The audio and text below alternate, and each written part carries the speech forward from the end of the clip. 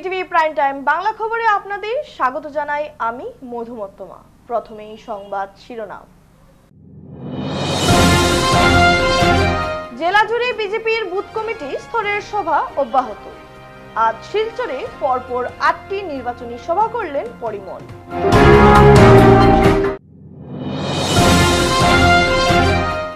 BJP কেবল প্রতিশ্রুতি দিতে জানে বললেন অভিজিৎ। কোথায় উড়ালপুল প্রশ্ন তুললেন কংগ্রেস জেলা সভাপতি।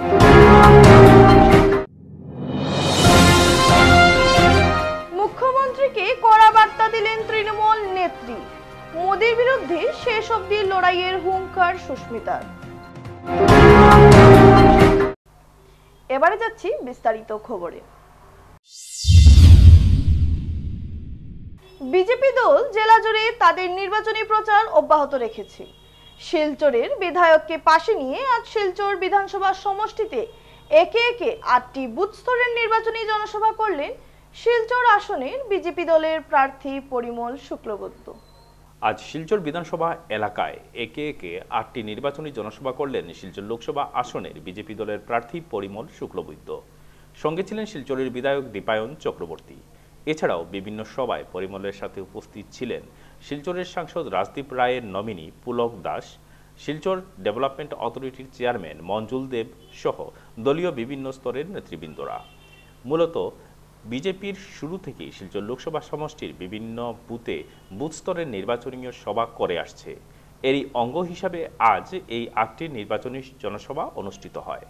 এর মধ্যে শিলচরের সিঙ্গারির শ্রী শ্রী রাধা গোবিন্দ মন্দিরে অনুষ্ঠিত নির্বাচনী জনসভায় ব্যাপক ভিড় লক্ষ্য করা যায়। স্থানীয় প্রবীণ বিজেপি নেতা তথা সদ্য প্রাক্তন জেলা পরিষদ সদস্য রামকৃষ্ণ সিনহার পৌরোহিত্যে অনুষ্ঠিত নির্বাচনী জনসভায় জনতার আশীর্বাদ কামনা করেন প্রার্থী পরিমল শুক্লবৈদ্য। তাছাড়া এই জিপিতে বর্তমান সময়ে হওয়া সরকারি প্রকল্পের কথা তুলে ধরেন বিধায়ক দীপায়ন চক্রবর্তী। এটা পঞ্চায়েতেরও নির্বাচন না, মিউনিসিপালিটিরও না, এমএলএরও না, একেবারে মোদিজির নির্বাচন। দেশের প্রধানমন্ত্রী চয়ন করার নির্বাচন, আর দেশের যিনি প্রধানমন্ত্রী উনি নিজে প্রধানমন্ত্রী কন্যা। সিলেটিতে আমি একটু কইলাম যে প্রধানমন্ত্রী তাই নিজের প্রধানমন্ত্রী কন্যা হন প্রধান সেবক।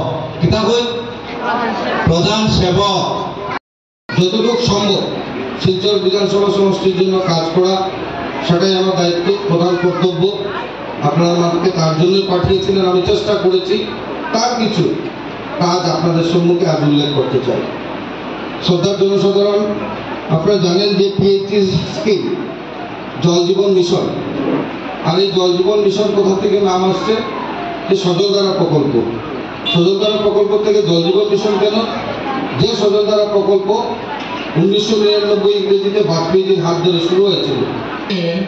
এই যে এখন বলে গেলেন রেশন কার্ডের কথা, রেশন কার্ড হয়তো কোনো কোনো সাংবাদিক বন্ধুরা বলবেন বা সমাজের মানুষ বলবে যে রেশন কার্ড তো আগেও ছিল, কি আর আপনারা করলেন? হ্যাঁ ছিল রেশন কার্ড, অস্বীকার করবেন। বাজার থেকে দাদা 2 টাকা কম চালে ছিল। রেশনের দোকানে গিয়ে সকাল থেকে বিকাল পর্যন্ত লাইনে দাঁড়ানো।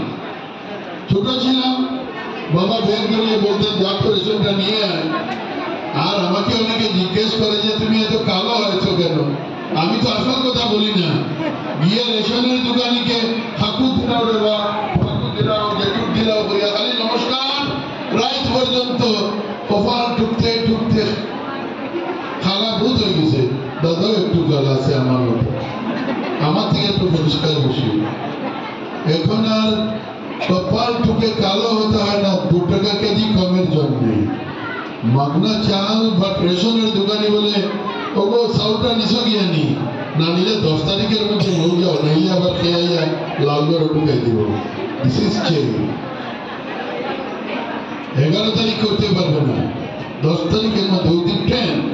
আগে 12 মাসের চাল 7 মাস, 12 মাসের চাল 7 মাস।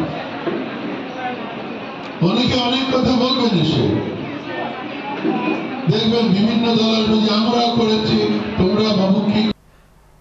ডিভোটার সমস্যার সমাধান মুখ্যমন্ত্রীর হাতের ব্যাপার নয়, এটা আইনি ব্যাপার। তাছাড়া অমিত শাহ 5 বছর আগেও বলেছিলেন ডিভোটার সমস্যার সমাধান হবে। এখন আবার মুখ্যমন্ত্রী বলছেন 6 মাস। কার কথা বিশ্বাস করবে বরাকের মানুষ? কোথায় উড়ালপুল? আজ দলীয় কার্যালয়ে সাংবাদিক সম্মেলন করে এই প্রশ্ন উত্থাপন করলেন কংগ্রেস দলের জেলা সভাপতি অভিজিৎ পাল। এছাড়াও তিনি মুখ্যমন্ত্রীর বিভিন্ন প্রতিশ্রুতির কথা উল্লেখ করে জেলা কংগ্রেস সভাপতি বললেন, বিজেপি দল কেবল প্রতিশ্রুতি দিতে জানে, কাজের কাজ কিছুই হয় না। এদিনে সাংবাদিক সম্মেলনে এছাড়া উপস্থিত ছিলেন শিলচর লোকসভা আসনের কংগ্রেস দলের প্রার্থী সূর্যকান্ত সরকার সহ আরো বেশ কয়েকজন দলীয় নেতৃবৃন্দ। ভারতীয় জাতীয় কংগ্রেসের প্রার্থী পরিমল শুক্লবৈদ্য নিশ্চিন্ত হার জেনে মুখ্যমন্ত্রী কালকে মনোনয়নে এসে নতুন করে শিলচরবাসীকে বিভিন্ন প্রকল্পের ফুলঝুরি দিয়েছেন। সেই প্রকল্প যেগুলা ফুলঝুরি উনি দিয়েছেন সেইগুলোর উপর আমাদের এক দুটা প্রশ্ন আছে। আমরা ইচ্ছা করলে প্রত্যেকটা ওনার যে ফুলঝুরি দিয়েছেন প্রত্যেকটার মধ্যে আমরা প্রশ্ন আছে। উনি বলেছেন যে ডিভোটার সমস্যা উনি 6 মাসের ভিতরে সমাধান করে দেবেন। 2019-এর আগে নির্বাচনের সময় এসে অমিত শাহ বলেছিলেন যে ডিভোটারের যে সমস্যা সেটা পার্মানেন্টলি সমাধান করা হবে।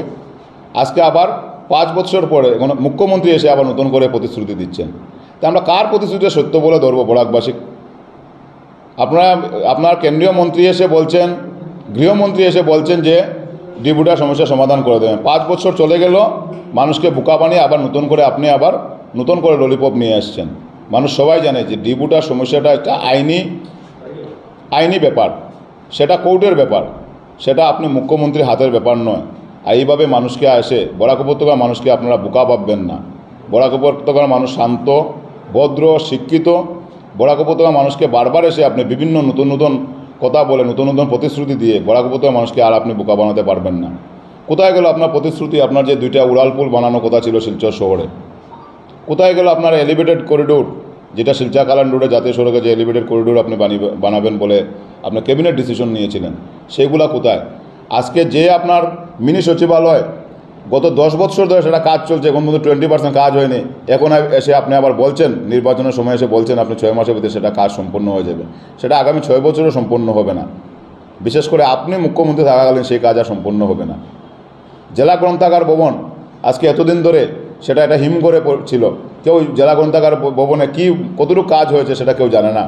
আজকে এসে নির্বাচনের সময় এসে আপনি নতুন করে প্রতিশ্রুতি দিচ্ছেন, সেটা ইতিমধ্যে কাজ সম্পন্ন করে নেবেন।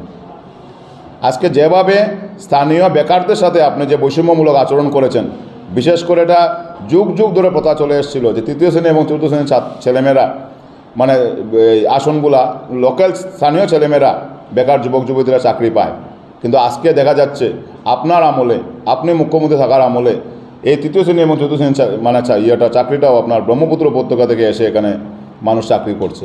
আমরা ব্রহ্মপুত্র উপত্যকাতে আসলে আমাদের কোনো ইয়ে নেই, কিন্তু আমাদের স্থানীয় বেকাররা কোথায় যাবে সেটা নিয়ে কি আপনি একবার ভেবেছেন? আপনি প্রতিশ্রুতি দিয়েছিলেন মুখ্যমন্ত্রী হওয়ার আগে, নির্বাচনী প্রতিশ্রুতি ছিল আপনার বছরে 2 লক্ষ চাকরি দেবেন। আজকে আপনার 3 বছর সম্পূর্ণ হওয়ার পর 88,000 চাকরি দিয়েছেন। সেটার মধ্যে 2% চাকরি বরাক উপত্যকার মানুষ পায়নি। আজকে বরাক উপত্যকায় বিশেষ করে আপনি যেভাবে রাজনৈতিকভাবে বৈষম্য স্বীকার করেছেন, আজকে যেভাবে আমাদের 2টা আসন কর্তন হয়েছে ডিলিমিটেশনের সময়, সেগুলো মুখ্য জবাব আপনাকে 26 তারিখ বরাক উপত্যকাবাসী আপনাদেরকে দেবে। এবং সেটা মুখ্যমন্ত্রী ভালো করে বুঝেছেন, সেই জন্যই বারবার উনি বরাক উপত্যকাতে আসছেন, শিলচরে আসছেন। উনার প্রার্থী একজন ক্যাবিনেট মন্ত্রী ছিলেন, উনার নমিনেশন দিতে উনি এসছেন। আমরা আজকে পত্রপত্রিকায় কে নমিনেশন দিয়েছেন সেটা আমরা খুঁজে পাইনি। আমরা দেখেছি মুখ্যমন্ত্রীর চেহারা। মুখ্যমন্ত্রী এখন জানেন ভালোভাবে যে উনার যে ব্যর্থ মন্ত্রী, উনার চেহারা দেখালে কেউ ভোট দেবে না। তাই উনি ভেবেছেন যে উনার চেহারা দিয়ে এবং নতুন করে উনি ফুলঝুরি দিয়ে বরাক উপত্যকাবাসীকে বোকা বানাবেন। কিন্তু মুখ্যমন্ত্রী সাহেব, আপনাকে আমরা বলছি যে বরাক উপত্যকার মানুষ বোকা নয়, বরাক উপত্যকার মানুষ ভদ্র, শান্ত।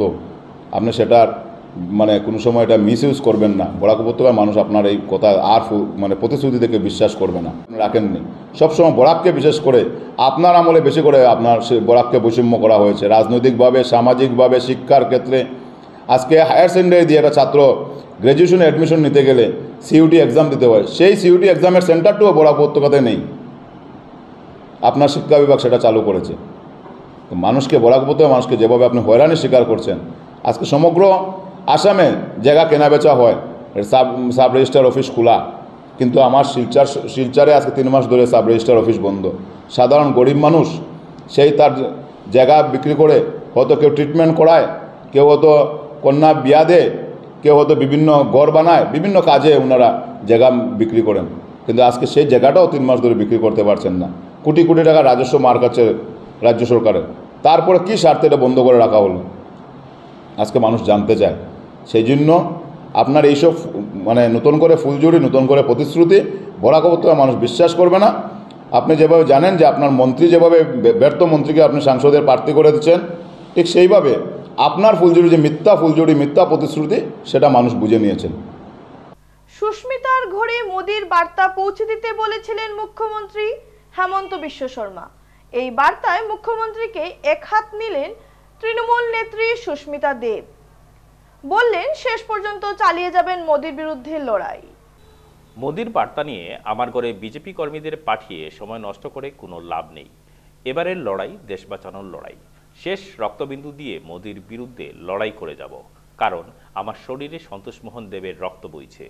মুখ্যমন্ত্রীকে এভাবেই পাল্টা জবাব দিলেন তৃণমূল নেত্রী সুস্মিতা দেব।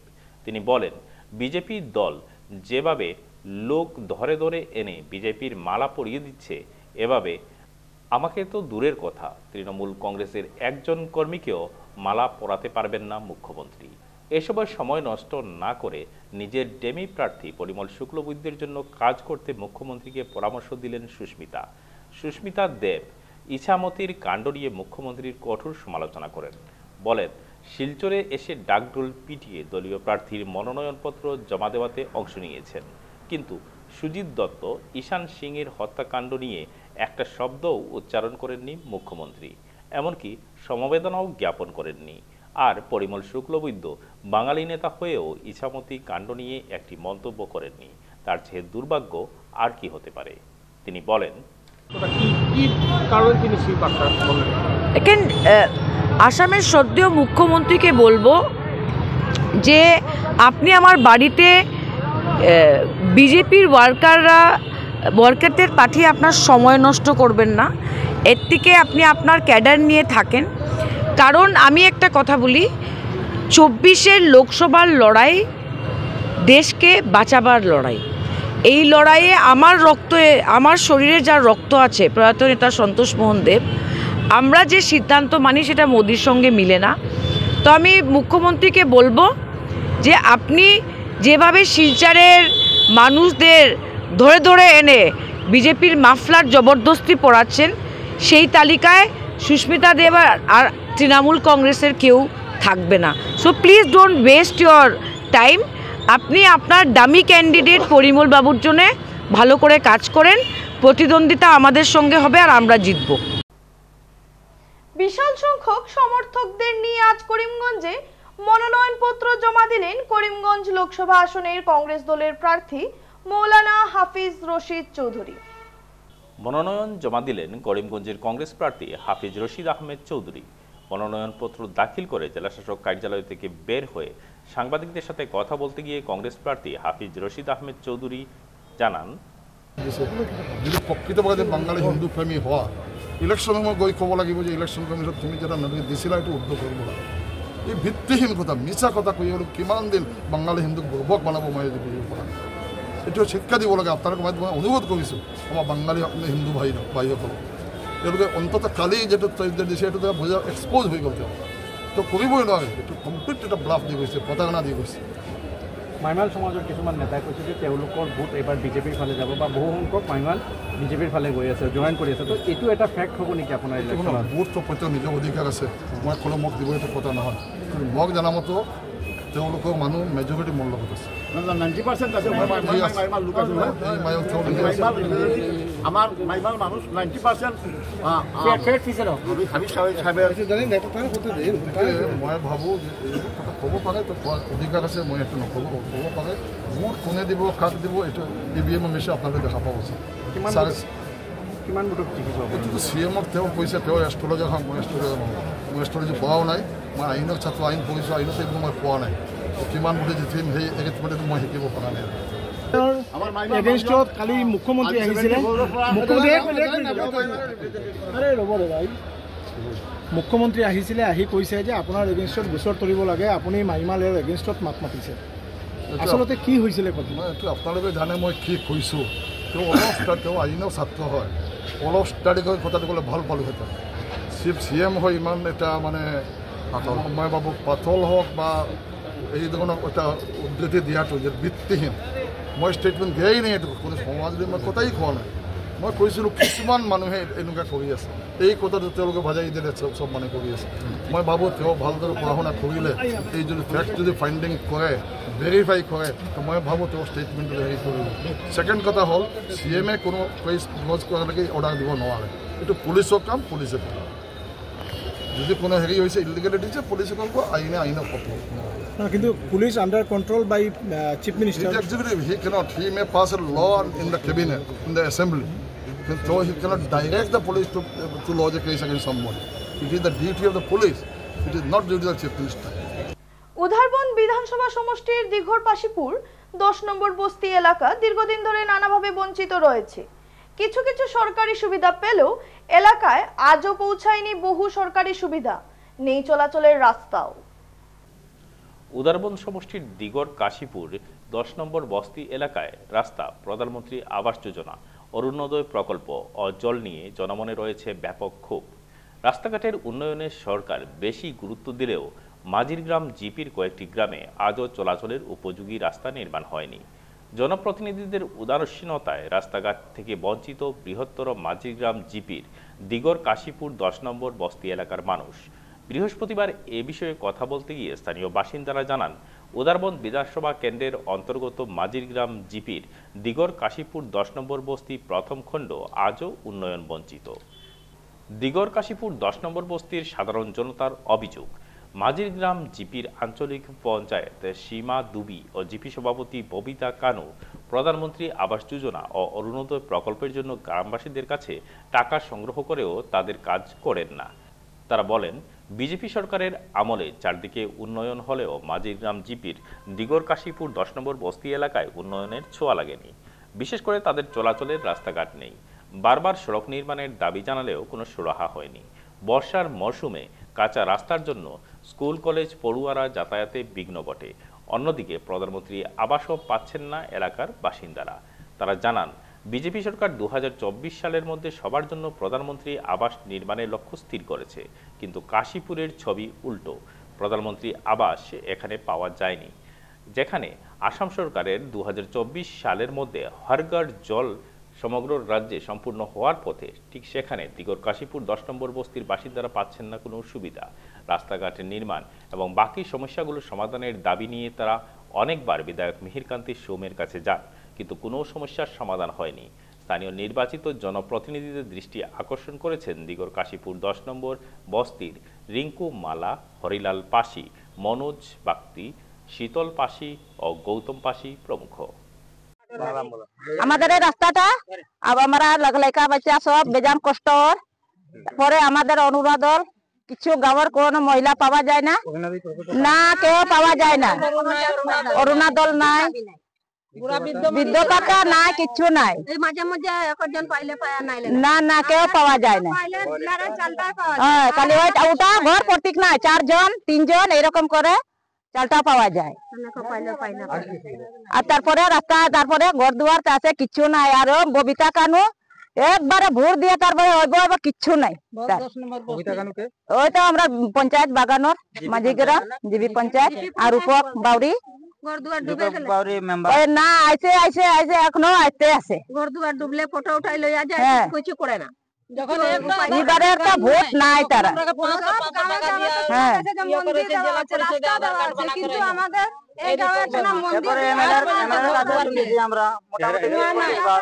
আমাদের এই অনুরোধ, আমরা এমন সংকটে আছি, এমন বিপদে আছি, আমাদের কোনো রাস্তা নাই, ঘাট নাই, কোনো দাম নাই, আমাদের ল্যাট্রিন নাই, বাথরুম নাই, কোনো আপনার কোনো পাওনা আমরা পাই নাই। আমাদের এই অনুরোধ, আপনার ইলেকশন এসেছে, আপনার আশা করি আমার রাস্তাঘাট আমাদের যা প্রাপ্য আপনি দিয়ে করেন, তার বাদে আমরা ভোট দিব, यार बादे ना तो हम भोट দিব না। नमस्कार मोदी जी, हम दिगर काशीपुर से बोल रहे हैं। हम लोग का रास्ता के लिए सर इतना प्रॉब्लम है, हम लोग का 10-20 साल से रास्ता के लिए इतना प्रॉब्लम हो रहा है। अगर हम लोग के कोई अगर बीमारी भी होने से कम तो 2 किलोमीटर टांग के लेके जाना पड़ता है। और ये तो बरसात में तो ऐसा हालत हो जाता है, इसमें हम लोग तो साइकिल भी नहीं चला पाता है। और कोई बीमारी भी होने से कोई रास्ता में भी मर जाता है, ऐसा अवस्था हो जाता है, क्योंकि हम लोग टांग के ले जाते हैं, गाड़ी तो इधर चलता नहीं है। और पिछले 3-4 साल पहले तो ये हम लोग का जो पंचायत है, जीपी पंचायत, वो तो काम करवाया था, बोबिता कानून। इसमें 10 लाख समथिंग कुछ ग्रांट हुआ था जॉब कार्ड का। इसमें से काम करवाया जेसीपी से 2 दिन 2.5 दिन काम करवाया। इसमें तो हम लोग का पहले जो प्राक्तन हम लोग का वो था प्रेसिडेंट उमाशंकर ग्वाला, वो करवाया था 9 लाख का। तो हेड लोड से किया था तो मोटा मोटी 6-7 फुट जैसा ऊंचा हो गया था। उसके बाद जो बोबिता कानून करवाया उसमें 1 फीट या 1.5 फीट काम करवाया, मैक्सिमम 200 मीटर या 250 मीटर। उसके बाद बोला है पैसा ख़त्म हो गया। इसके बाद तो हम लोग एमएलए के पास भी गया रास्ता के लिए, कम से कम तो 20 से 25 बार गया। जब भी जाता हो तो बोल रहा है कि ठीक है होगा, तुम लोग को समय लगेगा, ये वो। জমি বিবাদকে কেন্দ্র করে কাঠিগড়ায় ফের সংগঠিত হলো মারপিটের ঘটনায় এবার আহত হয়েছেন দুপক্ষের 7 জন লোক। কাঠিগড়া থানায় দায়ের করা হয়েছে মামলা। জমি বিবাদকে কেন্দ্র করে দুপক্ষের মারপিটে জখম হলেন 7 জন। এই ঘটনা নিয়ে উভয় পক্ষ কাঠিগড়া থানায় পৃথক মামলা দায়ের করেন। ঘটনা ঘটেছে কাঠিগড়া থানা এলাকার গড়ইকান্দি 2য় খণ্ডে। ঘটনার বিবরণে জানা গেছে বৃহস্পতিবার সকাল আনুমানিক 9:30টার সময় একলাস উদ্দিন জমির মাটি কাটছিলেন। এমত অবস্থায় পাশের বাড়ির রইস উদ্দিন মাটি না কাটতে বাধার সৃষ্টি করেন। এতে উভয়ের মধ্যে শুরু হয় হাতাহাতি। তাদের হাল্লা চিৎকার শুনে উভয়ের নিকট আত্মীয়রা এসে মারপিটে লিপ্ত হন। একলাস উদ্দিন, মাহমুদুল আলম, আনোয়ারা বেগম জখম হন। এরপর অপরপক্ষের রইস উদ্দিন, রিনা বেগম, শাহাদুল আলম, জসমিনা বেগম গুরুতরভাবে আহত হন। আশপাশের লোক আহতদের উদ্ধার করে কাঠিগড়া মডেল হাসপাতালে নিয়ে যান। একলাস উদ্দিন ও তার ছেলে মাহমুদুল হককে কাঠিগড়া মডেল হাসপাতাল থেকে শিলচর মেডিকেল কলেজে চিকিৎসার জন্য প্রেরণ করা হয়েছে। এই ঘটনা নিয়ে গোটা গড়ইকান্দি 2য় খণ্ডে চাঞ্চল্য বিরাজ করছে। কাঠিগড়া পুলিশ তদন্তে নেমেছে। কাঠিগড়া থেকে ভিটিভি প্রতিনিধি শানু চৌধুরীর রিপোর্ট। ঘটনা কি হয়েছিল? ঘটনা রে ভাই, এটাও তো বাপে আগলাইয়া দিয়া গেছেন আমার মাটি আমার, বুঝছেন? আমার সিলিয়ার হরু ভাই এখানে বাপে সঞ্চয় দিয়া গেছিল টানে বলেও আমি আগলাইয়া তুইয়া যাই আর কি ভাই, এটার লগে এটারে মাইট ফিট করিও না। তো বাড়ি কোন জায়গা? পরে কান্দি। তোমার নাম কি দা? বুঝছেন? রইসুদ্দিন। তোমার কতজন জখম? বলপুর সাইড জন আমরা সাইড। তোমার নাম কি দা? রইসুদ্দিন। আর জখম যারা? রিনা বেগম, আর শাহাদুল আলম, জসমিনা বেগম। বুঝছো তারা বলপুর বকরিয়া বলে প্রত্যেক কে মারছে? একলাস উদ্দিন আর মাহমুদুল আলম আর মকসুদ আলম। কেস দিছো নি? না দিছি না, কেটা হয়েছিল ভাই? কত মাটি দিয়ে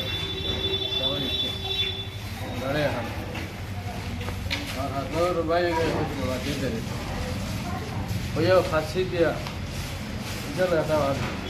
সাবল একটা দেওয়া রয়েছে হঠাৎ পাশে তার ওগুলি আরো বাইরে নিয়ে দিয়ে আক্রমণ হঠাৎ করে বিরাট ধরনের মারপিট। খেয়ে মারছে তোমার? রইসুদ্দিন, মইনুদ্দিন।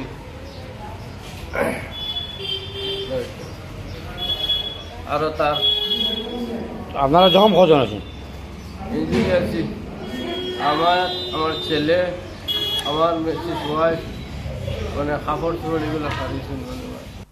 এবারে খবর নিচ্ছি সামান্য বিরতি, সঙ্গে থাকুন।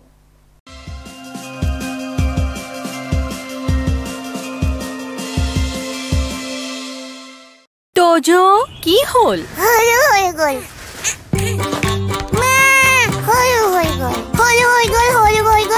তোজোৰ বাঢ়ি অহা গ্ৰোথৰ বাবে পুষ্টি যাতে কম হৈ নপৰে, সেয়ে নতুন জুনিয়ৰ হৰলিক্স।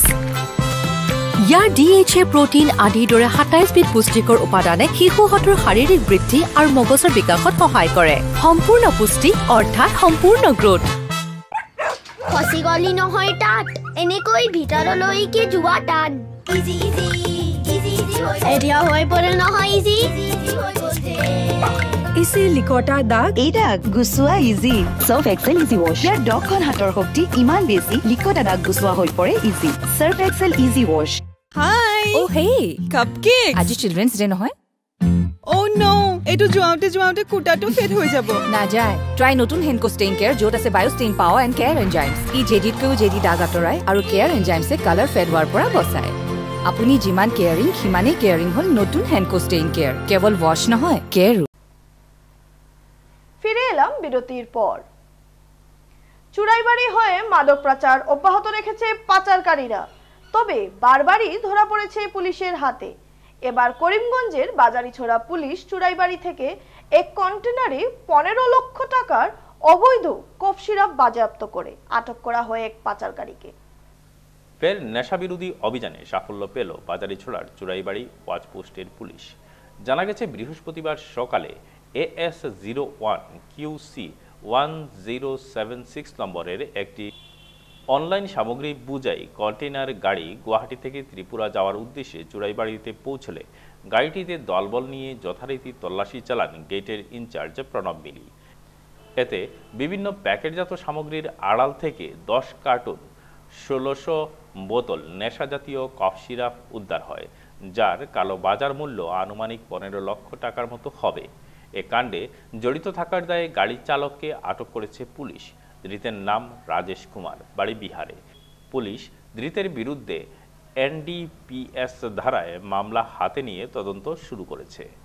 তাকে রাতভর থানায় আটকে রেখে টানা জিজ্ঞাসাবাদের পর শুক্রবার আদালতের সোপর্দ করা হবে বলে জানিয়েছেন পুলিশ। প্রসঙ্গত উল্লেখ্য যে এ রুটে গত দীর্ঘদিন ধরে ব্যাপক পরিমাণ নেশা সামগ্রী ত্রিপুরা হয়ে বাংলাদেশে পাচারের অভিযোগ রয়েছে। এতে সময়ে সময়ে পুলিশ অভিযানে নেমে পাচারকারীদের ধরলেও পাচার বাণিজ্যে লাগাম টানা সম্ভবপর হয়ে উঠছে না, কেননা পুলিশের পক্ষ থেকে প্রতিটি গাড়িতে জরুরি তল্লাশি সম্ভব নয়। ফলে এ রুটকে অনেকটা সেফ জোন হিসাবে ব্যবহার করছে পাচারকারীরা। এতে একটি গাড়ি ধরা পড়লেও অন্যটি পার পাচ্ছে বলে স্পষ্ট ধারণা করা হচ্ছে। উক্ত গেট দিয়ে নেশা সামগ্রী পাচার বন্ধ করতে এখানে অত্যাধুনিক স্ক্যানিং মেশিন স্থাপনের জোরালো দাবি উঠেছে বিভিন্ন মহল থেকে। এতে অনেকটা ঝুট ঝামেলা থেকে রেহাই পাবেন বিভিন্ন দূরপাল্লার চালকরা, পাশাপাশি ভিড়ও কমবে আন্তঃরাজ্য সীমান্ত চেক গেটে। কাঠিগড়া বিধানসভা সমষ্টির গোড়ের ভিতর গ্রাম পঞ্চায়েতে দীননাথপুর গত কয়েকদিন ধরে প্রচন্ড ঝড় শিলাবৃষ্টিতে ব্যাপক ক্ষয়ক্ষতি হয়েছে। ভেঙে পড়েছে বহু বাসগৃহ, তবে ব্যাপকভাবে ক্ষতিগ্রস্ত হয়েছে স্থানীয় শিব মন্দির। কাঠিগড়া সমষ্টির গড়ের ভিতর গাঁও পঞ্চায়েতের দীননাথপুরে প্রচণ্ড শিলাবৃষ্টির ফলে শিব মন্দির ঘরটি সম্পূর্ণরূপে ভেঙে পড়ে, আর এতে মন্দিরে থাকা শিবের মূর্তি প্রচণ্ড ক্ষয়ক্ষতি হয়। এলাকার মানুষরা রাতেই প্রত্যক্ষ করেন শিব মন্দিরের ঘরটি ভেঙে চুরমার হয়েছে। এরপর এলাকার বিশিষ্ট জনেরা মন্দির প্রাঙ্গণে এসে উপস্থিত হয়ে তড়িঘড়ি করে পুনরায় ঘরটি নির্মাণ করতে লেগে যান। এলাকাবাসীরা জানান, দীর্ঘদিন থেকে মন্দিরের একটি কমিউনিটি হলের জন্য কাঠিগড়ার বিধায়ক খলিল উদ্দিন মজুমদারকে বারংবার বলা সত্ত্বেও কোনো লাভ হয়নি। পাশাপাশি গড়ের ভিতর জিপি সভানেত্রী অনামিকা দেবকে অনেকবার বলা হয়েছে, কিন্তু সরকারের তরফ থেকে কোনো ধরনের আর্থিক সাহায্য মঞ্জুর করে দিতে পারেননি। সংবাদ মাধ্যমের সামনে এলাকাবাসীরা জানান, এই শিব মন্দিরের জন্য একটি কমিউনিটি হলের প্রয়োজন রয়েছে। তাই সরকারের নিকট বিনম্র অনুরোধ জানিয়ে অতি সত্বর যেন এই শিব মন্দিরের জন্য সরকারের তরফ থেকে একটি কমিউনিটি হলের আর্থিক অনুদান মঞ্জুর করা হয়, এই আবেদন জানানো হয়। এতে উপস্থিত ছিলেন অমর দাস, শিল্টু দেব, গৌরাঙ্গ দেব, গোপাল দেব, শুভেন্দু দাস, বিকি রায়, গৌতম দেব প্রমুখ। বিধায়করে এমনি জানাইছি, আমরা মুখে জানাইছি নতুন বিধায়করে, নতুন বিধায়ক যে নির্বাচনকালে তাহলে দেখা যায়, কিন্তু এই যে গত 5 বছর গেছে বিগত হয়েছে, একটা দিন আমরা এই এলাকা যদি তাই দেখা দিতা আমরা মনে খুব একটা শান্তি পাইলাম না। আজ পর্যন্ত তাই আমরা এলাকাতে দেখা দিচ্ছি না। আমরা এলাকার বহুত রাস্তাঘাট আমলা বহুত খারাপ আছে। এই যে আমরা গরিবগুড়ার একটা মন্দির এত কষ্ট করে বানাইছি, এই মন্দিরটার দিকে তার লগে কতটুকু আমরা ইয়ে করছি, কিন্তু একটা দিন আমরা এই মন্দিরটা কোনো ধরনের কোনো নজর টাইম দিছি না। কারণ ইলেকশন টাইমে আইলে মন্দির এমএলএ তারা আইয়ে বহুত লম্বা লম্বা ভাষণ দেয়, কিন্তু ইলেকশন করে তারা আমরা কোনো ধরনের কোনো সাহায্য সহযোগিতা লাগে কিছু তো পাই। শেষ করার আগে সংবাদ শিরোনাম আরো একবার। জেলা জুড়ে বিজেপির বুথ কমিটি স্তরের সভা অব্যাহত।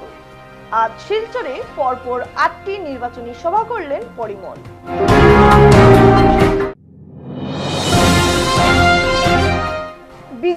কেবল প্রতিশ্রুতি দিতে জানে বললেন অভিজিৎ। কোথায় উড়ালপুল, প্রশ্ন তুললেন কংগ্রেস জেলা সভাপতি।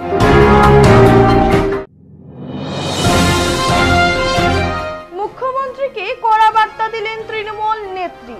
মোদির বিরুদ্ধে শেষ অবধি লড়াইয়ের হুঙ্কার সুস্মিতার।